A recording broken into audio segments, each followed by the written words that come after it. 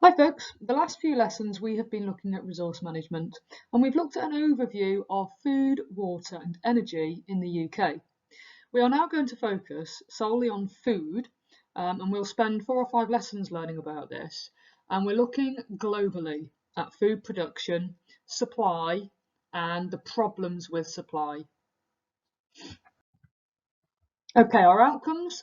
Today we're going to look at areas of surplus, so where which places around the world have actually got food security, and we'll look at areas where there is a deficit, that's not enough food, which we call insecurity. We're going to be looking at global patterns of food intake, so that's the calories that we eat, and food supply. And we're going to look at the reasons for those patterns as well. And thirdly, we'll look at the different factors that affect food supply, so things that cause some places to not produce as much food as others. Okay, to start off, there are 3 maps on the slide. One of these maps is showing food consumption, that's calories eaten. The darker the colour, the more calories that country would be eating. Another one of the maps is showing food supply. That's how much they are producing and earning from it. Again, the darker colour would mean that they would be producing more. And finally, one of these maps is showing food insecurity. That means there isn't enough food to go round. Again, darker colour in this instance is showing severe food insecurity. I want you to look at the 3 maps, pause this slide, see if you can work out which one you think is which, and then I will reveal on the next slide. Pause this slide now.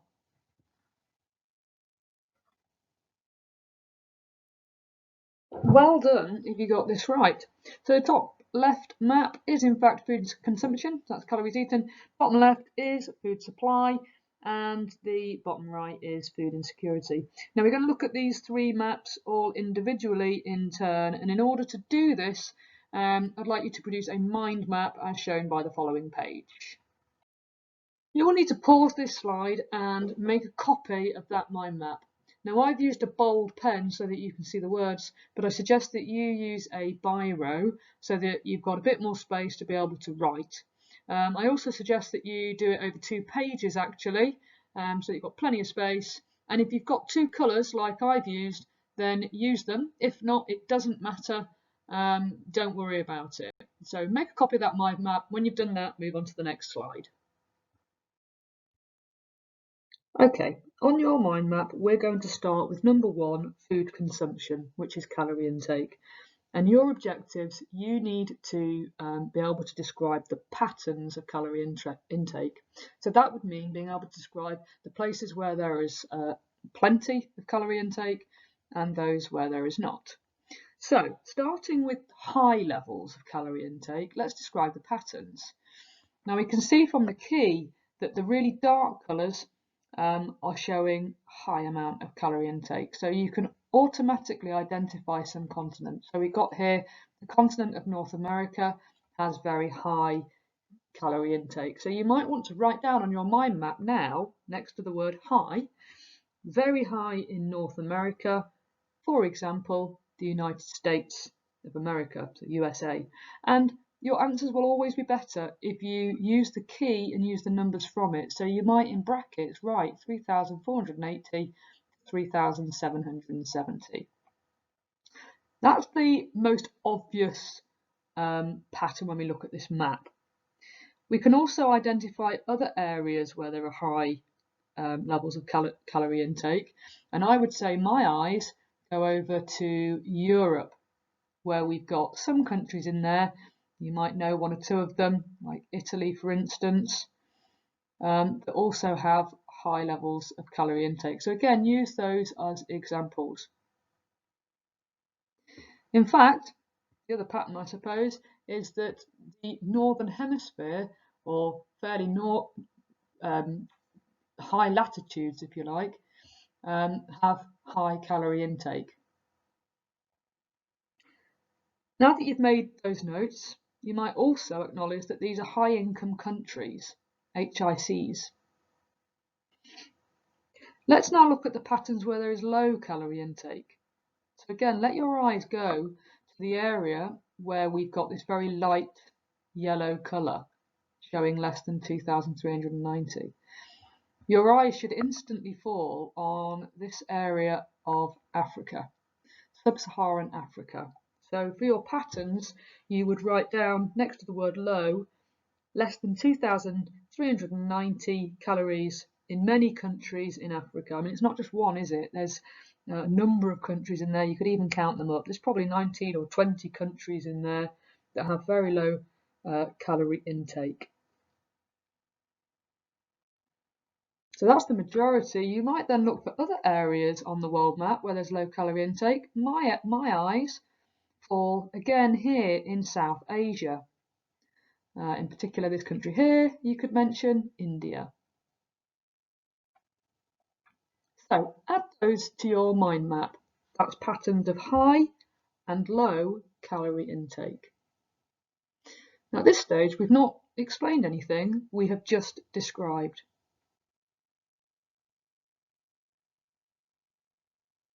The final thing that you can notice about these patterns is that the global calorie intake has increased. We are consuming more food today than we ever have. And we'll start to look at reasons why. Okay, let's move on to the reasons. Well, this is one of the reasons. Wealth. Let's have a read through this slide and then let's look at the numbers. So as countries become richer, their diets change. They eat more meat rather than grains, so that's like cereals. The grains get fed to animals to produce the meat that we then eat. Also, as people become richer, they buy convenience food, which contains more calories. So your microwave meals, your processed meals like lasagnas and things like that you buy from the supermarket, they're quick and convenient because you just shove them in the microwave for 5 minutes and you've got a meal. But they do contain a lot of calories. They're not particularly good for you, but they certainly feed you. So becoming wealthier is a reason.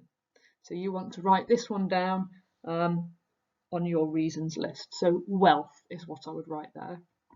Looking at the table, this just proves it. So this is China. In 1981, in China, people consumed on average 2,165 calories. And as you can see, in 2011, so this is what, 20 or 30 years later, they're consuming 3,073 calories. So their calorie intake has increased. When you look at the meat in their diet, that's increased from 6% to 17%. And this pattern is with wealth, which is GDP. So that's US dollars have risen from 193 to 5,574. So we can see as the country has got richer over time, their calorie intake and the amount of meat that they're eating has increased. So that's one reason. So add that to your brainstorm. Don't try and write all of that information out. Just write something like wealth. People buy more food and eat more meat. The second reason, before we do, that's me showing you an example of what you might have written down so far. That's the kind of labelling we're looking for. A few numbers in there, a few place names, and a little bit of a summary. Okay, let's move on to the second reason. The second reason is fairly obvious, and that is that globally we have a rising population. You know currently that the world's population stands at around about 7 billion, and that is increasing. It's increasing by maybe 2 to 3 people every second. So obviously, if population is increasing, then food consumption will also increase globally. Some parts of the world are growing at faster rates than others. So in high-income countries here, you can see that they are growing, but very slowly now. If you look between 2000 and 2050, it's pretty much level. So they're not growing much at all. However, the low-income countries and the newly emerging economies, they have been rapidly rising since 1950, and that is set to continue. So those populations are going to grow rapidly and they're going to start consuming more and more food. Okay, the reason for low consumption is due to this. Look at this map. We've got Africa has a growth rate of 2.51% per year in terms of its population, compared to, and let's look at Europe. The person is so small you can barely see them on the map. Our growth rate is 0.10%. It's very, very low. The problem for Africa of having such a big population growth rate is that obviously there are more mouths to feed. And if you aren't producing enough food, then you've got less food to go around those mouths, so people get less food. It's as simple as that. So there is unfortunately a correlation between population growth and low calorie intake, and then people being undernourished. So that point needs to go on your reasons for low calorie intake. Okay, before I describe the pattern of food supply, I'd like you to pause this slide and see if you can do it this time. It's a good exam skill to have. Pause the slide now, have a think about it, and then continue. Okay, if I'm describing these patterns, my eyes instantly go to North America, in particular the United States of America, and my eyes go to South Asia, in particular India and China. These countries are producing more than 100 billion US dollars, and that's what I'd be writing down. The United States, Mexico, Canada, parts of Europe, these are high-income countries that are producing quite a lot of food. I might add Australia into the mix as well. Higher income countries.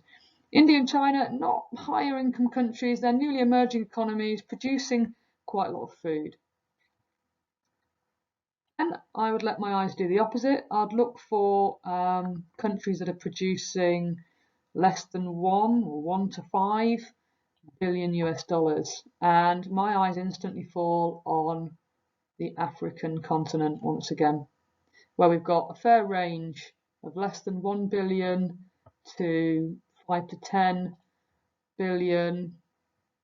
We've got one country here, that's the country of Nigeria, which is producing 20 to 50. But on the whole in Africa, we're looking at values between 1 and 5 billion. So Africa is not producing as much food at all. On the next slide, we'll start to explain those patterns. So we'll be explaining why some countries produce a lot and why Africa is struggling with its food supply. Okay, before we look at why there's a food shortage in African countries, let's just look at the reasons for why there is plenty of food in the United States of America and countries like the UK. Your reasons, in fact, you could think about a couple of reasons now by pausing this slide and then see whether you've managed to guess some. The most important reason is that countries like the United States, the UK, Brazil, they are able to have a high output of food because of the way that they farm. They farm in a very intense way, using very high technology, using sprinkler systems which water the land, which we call irrigation, and they can grow tons and tons and tons of food in a short period of time. It's very intensive farming. It links into our previous lesson when we looked at the agribusiness in the UK. So we can produce plenty.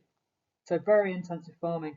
They're also investing a lot of money into farms to buy the very latest technology as well. So that boosts production.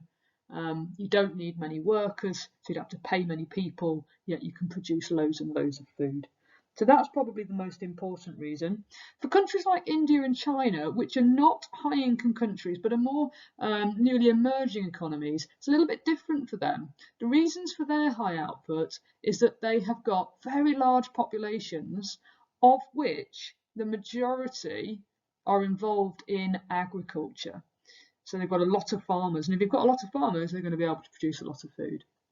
They've got favourable climates as well, which allows them to produce food. So those are the reasons why some countries are not struggling and are able to produce plenty. Now though, let's look at why there's a food shortage in African countries. Before I do, I want you to pause this slide and see if you can come up with some of your own ideas. You might want to do a bit of research online. Why is there a food shortage in African countries? Okay, let's look at the reasons. The first reason is to do with climate. Climate will affect productivity and the types of food that can be grown. Regions experiencing extreme temperatures and rainfall struggle to produce food. And unfortunately, there are many countries in Africa that do not have favourable climates for producing food. They might have very long dry spells where crops will die if they cannot irrigate the land, and often they can't, so they lose their harvests. So climate's a very big factor. They'll often go through periods of very dry weather, and then all of a sudden they'll have a deluge of rain, and that will often lead to flooding. So they can lose harvests because there isn't enough water, the crops die, and they can lose harvests because the crops go underwater in a flood and die that way instead. So climate plays a big role. A second problem is pests and diseases. Now in the UK, if we didn't use pesticides on our crops, then pests would destroy some of our harvest too.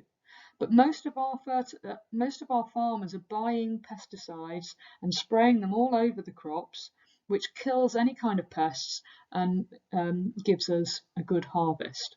Similarly, the same with diseases. We can prevent them from happening, and so we've got a good harvest. But in poorer countries in Africa, they don't have those pesticides, so they can't control the pests. And not only that, they suffer with more pests and more disease because their climate is warmer, and the warmer temperatures are perfect for pests. They love it. So they thrive and they breed, and they can damage a harvest by about 10%. So a farmer can expect to lose 10% of his crop simply because of pests and diseases. What else to say on this issue is to do with the way we store our food as well. In richer countries, we store our food in containers, so sealed containers where pests can't get at it.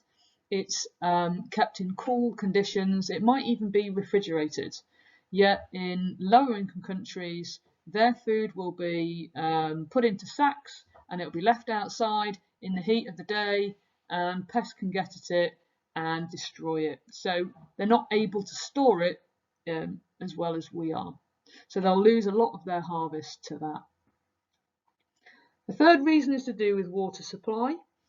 So again, looking at Africa, there is a lack of water, which will affect areas that suffer food scarcity, particularly in sub-Saharan Africa. These areas are likely to become drier and more desert-like in the future because of climate change, which we've previously learnt about. Another reason would be conflict and war.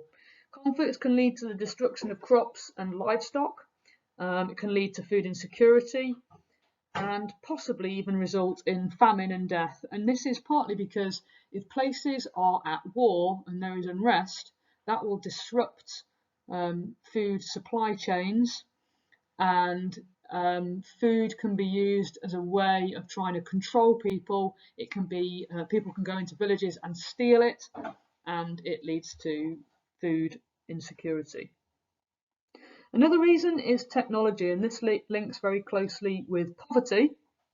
As I said before, in high-income countries, we're using the best technology you can imagine. We're using massive sprinkler systems to water the crops during dry periods. We're using huge combine harvesters, all sorts of equipment that cost thousands of pounds, and that enables us to boost our production as much as possible. But if you live in a very poor rural area of Africa, the likelihood is you'll be out in the fields with a machete trying to dig the crops up and chop them down by hand. This is very labour intensive. You're doing it in the heat of the day. You're not able to afford high-tech equipment to be able to farm. So, of course, their food supply isn't going to be as good. So these are the reasons why there is a food shortage in African countries. Add them to your mind map. Maybe glorify them with some pictures to make it a little bit more memorable. And move on to the next slide. In terms of explaining the patterns, we have already done so on the previous slide, because the previous slide looked at food production. and this slide looks at food insecurity, and the two are very closely linked. So all the reasons that we've looked at, conflict, climate, technology, poverty, water supply, all of those reasons that we looked at will explain this food insecurity map as well. So well done, we're almost at the end of the lesson.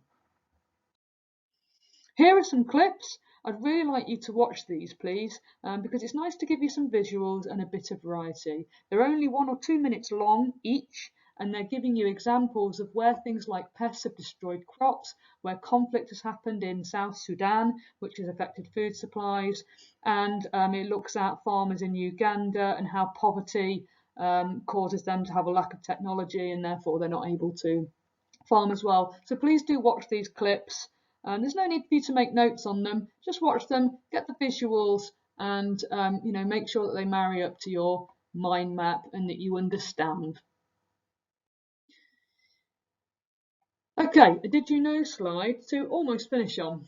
The world as a whole produces enough food for everyone, but not everyone has equal access to it. We have learned so far that food is uneven. All of those maps that you've looked at show that food supply, consumption, and security is uneven. Secondly, if we distributed it evenly, then there would be enough for everyone to have 2,720 calories per day. That is above the recommended amount. So there wouldn't be any need for anybody in the world to be starving. Yet we know that people are starving. Thirdly, in high-income countries, a quarter of our diet is made up of meat, fish, eggs, milk and cheese. Another quarter comes from cereals, like what you have for breakfast, and the rest comes from that range of fruit and veg, so eating our 5 a day. So we have very, very balanced diets, which is why we're healthy, except for those that suffer with obesity, of course. But in low-income countries, 50%, so half of their diet comes from eating cereal. That's like us having breakfast. And 20% comes from tubers, like the foodstuffs that you can see in the image there on the right hand side.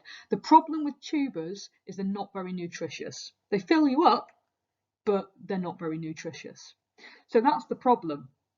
Cereals and tubers provide food energy, so they give you calories, but they are low in other nutrients, and that leads to malnutrition. Like we talked about before, they are not nourished enough. Next lesson, we're going to start to look at that in a bit more detail. So today we've looked at the patterns and we've explained the patterns. Next lesson, we'll look at the impact of food insecurity on countries in Africa. To finish today's lesson, I want you to have a go at this question, please. You need to spend 8 to 10 minutes on it.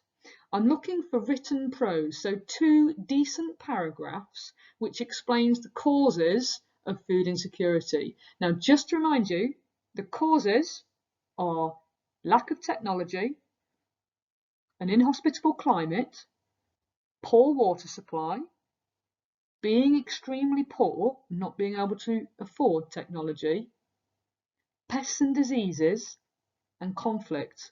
So you've got 6 reasons why there is food insecurity in Africa. You don't need to talk about all of them.